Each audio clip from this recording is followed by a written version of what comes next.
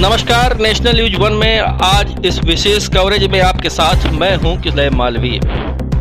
आज आपको दर्शन कराते हैं जहां भगवान कामतानाथ करते हैं श्रद्धालुओं की मनोकामनाएं पूरी। साल के 12 महीने भगवान कामतानाथ देते हैं भक्तों को दर्शन। लगा रहता है श्रद्धालुओं का तांता।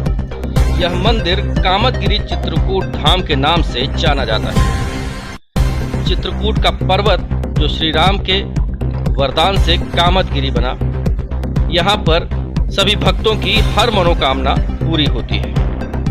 भगवान राम ने अपने वनवास के दौरान लगभग 11 वर्ष मंदाकिनी नदी के किनारे स्थित चित्र में गुजारे।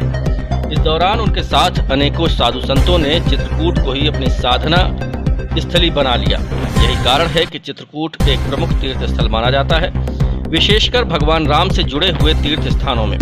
हालांकि चित्रकूट सबसे अधिक अपने उस विशेष मंदिर के लिए प्रसिद्ध है जहां भगवान राम के ही स्वरूप कामतानाथ विराजमान है और जहां भक्तों की सभी इच्छाएं पूरी होती हैं। चित्रकूट का यह प्रसिद्ध मंदिर स्थित है कामदगिरी पर्वत की तलहटी में, जिसकी परिक्रमा करने के लिए देश के कोने कोने से सैकड़ों की संख्या में श्रद्धालुओं का आना जाना बना रहता है। कामदगिरी की परिक्रमा की शुरुआत होती है चित्रकूट के प्रसिद्ध रामघाट में स्नान के साथ।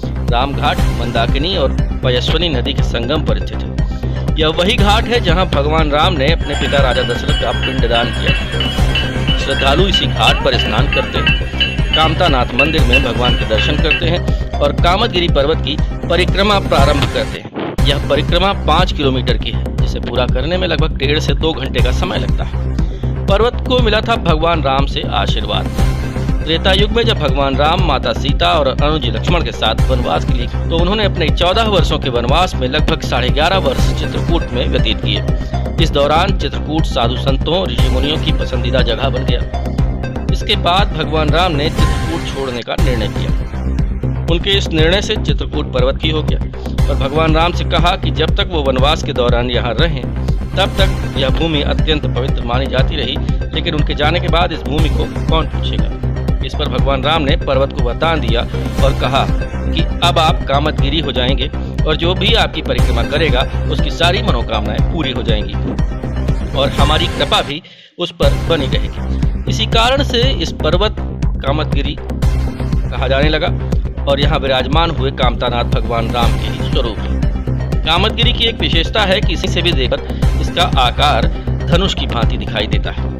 परिक्रमा मार्ग पर हैं अनेक प्राचीन मंदिर। कामदगिरी पर्वत के परिक्रमा मार्ग में कई प्रसिद्ध मंदिर भी हैं। उनमें से एक है चरण पादुका मंदिर या भरत मिलाप मंदिर। यह वही स्थान है जहां भगवान राम के छोटे भाई भरत उन्हें अयोध्या वापस ले जाने के लिए आए थे, लेकिन भगवान राम ने वनवास पूरा करना ही स्वीकार किया।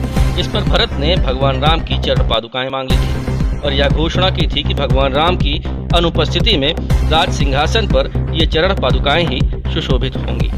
इसके अलावा परिक्रमा मार्ग में राम मोहल्ला, बाल मंदिर, पीली कोटी और मुखार बिंदु भी स्थित है। परिक्रमा मार्ग में कई प्रकार की वस्तुओं और खाने पीने की दुकानें भी स्थित हैं। कामदगिरी पर्वत की प्रमुख विशेषता है कि यहाँ 4 दिशाओं में कामदगिरी के घने जंगल से बाहर निकलने के लिए 4 अलग अलग द्वार बनाए गए हैं। कामदगिरी पर्वत और कामतानाथ मंदिर के अलावा चित्रकूट में सती अनुसुईया, लक्ष्मण पहाड़ी, हनुमान धारा, सीता रसोई और गुप्त गोदावरी जैसे पवित्र स्थान भी स्थित है।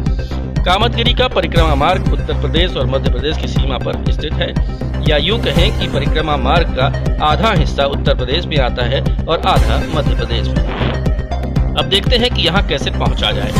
कामदगिरी पहुँचने के लिए सबसे नजदीकी हवाई अड्डा खजुराहो है, जिसकी दूरी मंदिर से लगभग 175 किलोमीटर है। खजुराहो से बस अथवा टैक्सी के माध्यम से कामदगिरी पहुँचा जा सकता है।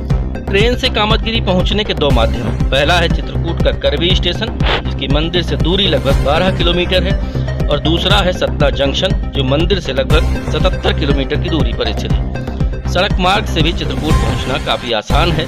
मध्य प्रदेश में सतला जिला, जहां चित्रकूट स्थित है, सभी प्रमुख बड़े शहरों से सड़क मार्ग से जुड़ा हुआ है। साथ ही उत्तर प्रदेश के हिस्से का चित्रकूट भी सड़क मार्ग से प्रयागराज, कानपुर और दूसरे शहरों से जुड़ा हुआ है।